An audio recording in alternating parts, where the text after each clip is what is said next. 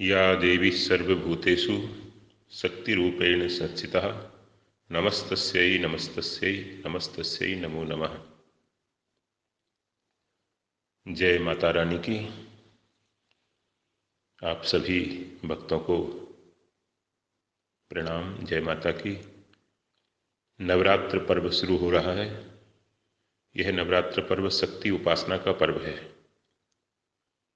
हमको किसी तरह की भी शक्ति अर्जित करनी है तो उपासना जरूर करना चाहिए, चाहे वो आध्यात्मिक शक्ति हो, भौतिक शक्ति हो, आर्थिक शक्ति हो, मानसिक शक्ति हो,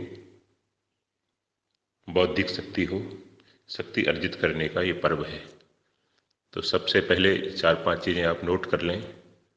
सबसे पहले स्नान करके भगवती की मूर्ति के या फोटो के सामने हाथ जोड़कर बैठ जाएं, हाथ में जल लेकर, और संकल्प करें कि मैं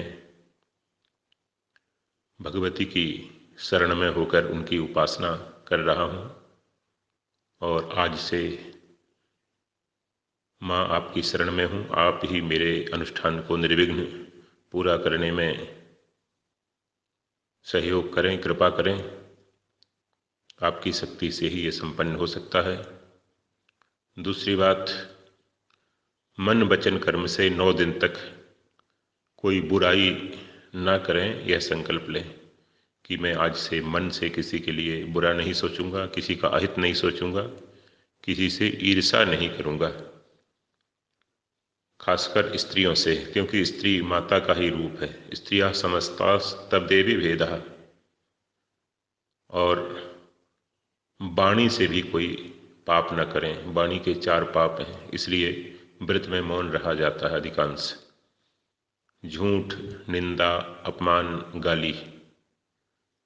झूठ से, असत्य से, निंदा से, अपमान से, गाली से, इन 4 पापों से बचें। हो सके तो मौन रहें या कम से कम बोलें। तीसरा, शरीर से हिंसा, दुराचार, चोरी। तो संयम रखें शरीर का, खाने पीने का, ब्रह्मचर्य का पालन करें। मन वचन कर्म से कोई हिंसा ना हो। सूर्योदय के पहले जाग जाएं, ये संकल्प कर लें।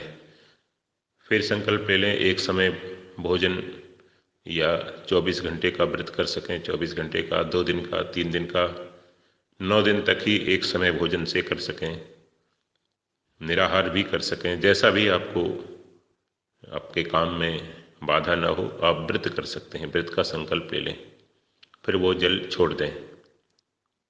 फिर दूसरी बात, कलश स्थापना। 150 जौ के दाने ले लें आप। गीली मिट्टी में वो जौ के दाने थोड़ा दबा दें, वो उग जाएंगे। और जौ के दाने दबाने के बाद उस पर एक शुद्ध जल से भरकर मिट्टी का या तांबे का कलश रखें। कलश के ऊपर नारियल अथवा आम के पत्ते, फूल इत्यादि रख सकते हैं। देवी के चित्र के सामने दीपक आप 9 दिन तक ना जला के रख सके तो सुबह शाम आरती के समय जला सकते हैं। देवी का मूर्ति है तो उसको स्नान कराएं रोज। मूर्ति नहीं है तो फोटो है कांच से मढ़ा हुआ या प्लास्टिक का, तो उस पर गीले कपड़े से उसको स्नान करा दें, साफ कर दें। और उसके बाद उसमें चंदन चढ़ाएं, फूल चढ़ाएं। लाल फूल देवी को प्रिय हैं, लाल पुष्प से देवी की पूजा करें। और माला पहनाएं बनाकर, हो सके तो लाल चुनरी वो उड़ाएं देवी को, और फिर भोग लगाएं, फिर आरती करें। भोग कोई मीठे का और ना मिले तो हलवा आप बना सकते हैं घर में, शुद्ध घी से। गाय के घी हो तो सबसे अच्छी बात है। और वो गरीब बच्चों को बांटें। अगर आपका व्रत नहीं है तो आप ले सकते हैं थोड़ा, अदरवाइज ज़्यादा बच्चों को दें। छोटे बच्चों को, वो गरीब बच्चों को वो खिलाएं। हलवा थोड़ा ज़्यादा बना लें, जितना बना सकें, और बच्चों को बांटें। केले का भी प्रसाद आप दे सकते हैं, कोई भी मीठा आप दे सकते हैं। कभी कभी उसमें चना, हलवा दोनों का प्रसाद बना सकते हैं अलग अलग।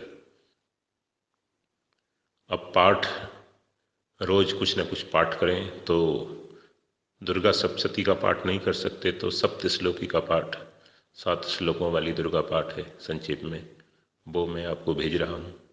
वो आप लोग कर सकते हैं। और दुर्गा सप्तशती का, इसके बाद राम रक्षा स्तोत्र का पाठ का बहुत अच्छा प्रभाव होता है। राम रक्षा स्तोत्र का पाठ आप लोग कर सकते हैं। और देवी का नवारण मंत्र है वो कर सकते हैं।